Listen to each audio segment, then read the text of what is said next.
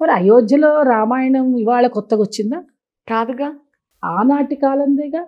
కానీ వాళ్ళు మనం ఏంటంటే ఒక గుడి కావాలి కదమ్మా పూజించుకోవాలంటే. అవును. మనకి అనారోగ్యం వస్తే ఎక్కడికి వెళ్తాం? డాక్టర్ దగ్గరికి వెళ్తాం. డాక్టర్ ఎక్కడ ఉంటాడు? హాస్పిటల్ ఉంటాడు. హాస్పిటల్ కావాలిగా, రోడ్డు మీద నిల్చుని చేయడుగా. చేయడు. మెట్రో స్టేషన్లో రైలు ఎక్కాలంటే నేను ఎక్కడికి వెళ్ళాలి? మెట్రో స్టేషన్కే వెళ్ళాలి కదా. అవును. దేనికోసం దానికి వెళ్ళాలి అన్నట్టుగానే మనం మన భగవంతుడిని పూజించుకోవడానికి మందిరం, గుడికి వెళ్తాం. మరి అలాంటి మన రామయ్యకి ఒక గుడి ఉంది. వెంకటేశ్వర స్వామికి తిరుపతి ఎలా ఉందో ఈయనకి అట్లా ఉంది. ఆయనేమో శిల రూపంలో అక్కడ నిలబడిపోయారు. లక్ష్మీదేవి నువ్వు రాయిలాగా అయిపోయావేంటి అని అడగంగానే భార్య మాటకి విలువిచ్చి ఆయన చక్కగా శిల అయిపోయారు. అదే ఇక్కడికి వచ్చేసరికి ఈయన ఇక్కడ పుట్టాడు. ఆయన గుడి, ఆయన బుజ్జి బాలరాముడు అక్కడ పుట్టి ఉన్నాడు. మరి ఉన్నప్పుడు మన అందుకే కదా పిల్లలకి పాట ఎప్పుడు ఏం పాడతాం? ఈరోజు కూడా ఇన్ని యుగాలు అయినప్పటికీ కూడా రామలాలి మేఘశ్యామలాలి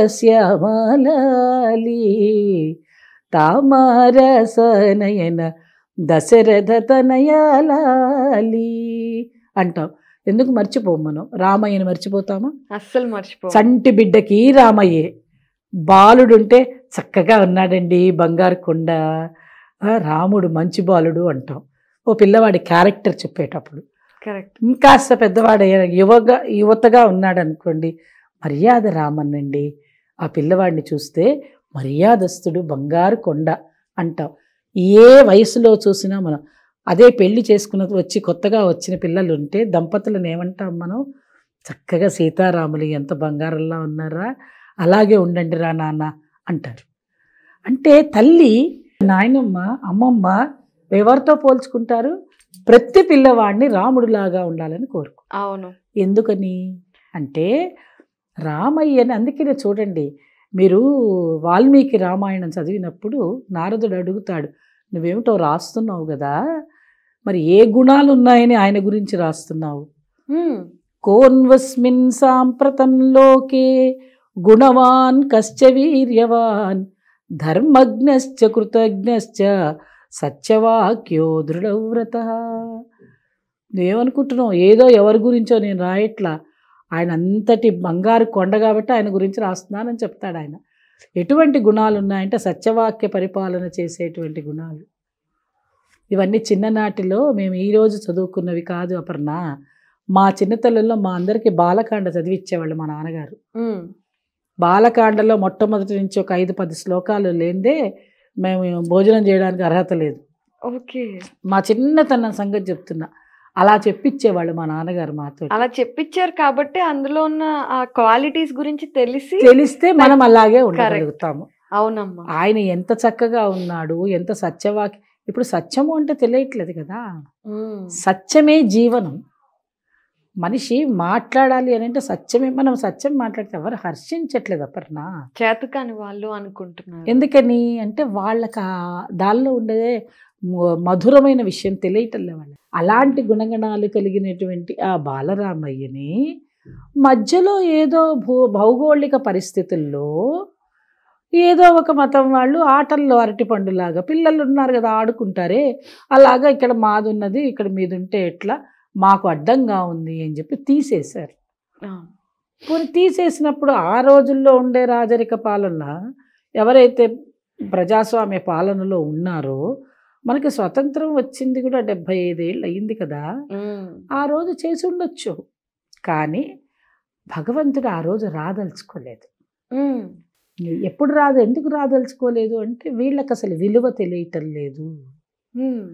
ఎందుకంటే భారతదేశం కావాలి అని చెప్పి బ్రిటిష్ వారి దగ్గర నుంచి తెచ్చుకున్నారే కానీ వాళ్ళకు ఒక నిబద్ధత లేదు. ఈ నిబద్ధత వచ్చిన రోజు నేను వస్తానన్నాడు ఆయన. అవునమ్మా, నిజమే అనిపిస్తుంది. ఎందుకంటే 1977లో ఎక్స్కవేషన్స్ చేసినప్పుడు అయోధ్య ఉంది, ఆ టెంపుల్ ఉంది అని ఆర్కియాలజిస్ట్లే చెప్పారు. అంటే వాడికి మనకు ఆర్కియాలజిస్ట్ వచ్చి చెప్పేదాకా నీ వేదాలను నువ్వు నమ్మలా, నీ ఋషులను నువ్వు నమ్మలా, నీ సనాతన ధర్మాన్ని నువ్వు నమ్మలా, భారతదేశం ఒక వేద భూమి అన్న సంగతి నువ్వు నమ్మలా.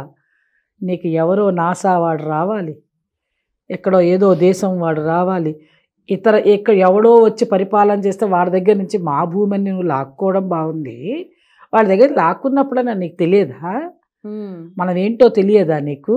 నువ్వెందుకు ఆ రోజు నుంచి ఎందుకు చెయ్యలేకపోయావు? పోట్లాడుకోలేకపోయి యుద్ధం అప్పుడు చేయాల్సింది. ఎవరితో యుద్ధం చేయాలో వాళ్ళతో యుద్ధం చేసి లాక్కొచ్చుకోకపోయావా? అంటే ఆ రోజు నీకు నమ్మకం లేదు. ఎప్పుడు భగవంతుడు అందుకే ఆగుతాడు, నీ నమ్మకం నీలో వస్తే దాకా నేను రానంటాడు నీ దగ్గరికి. అందరు ఏమంటారో తెలుసా?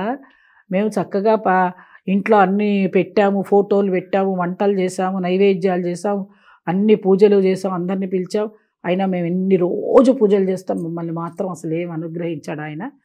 వాడెవడో ఏమీ చెయ్యని వాడికి మాత్రం అన్నీ వస్తాయి, మాకు రావు. ఎందుకు రావు? మనకి నమ్మిక లేదు. నిజమే అమ్మ, మీరు చెప్తుంటే నాకు చిన్న స్టోరీ గుర్తొస్తుంది.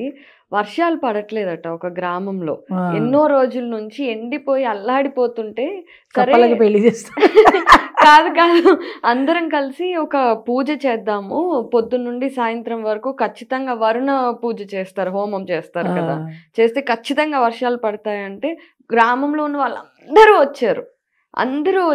అందరికీ అవసరం వాన.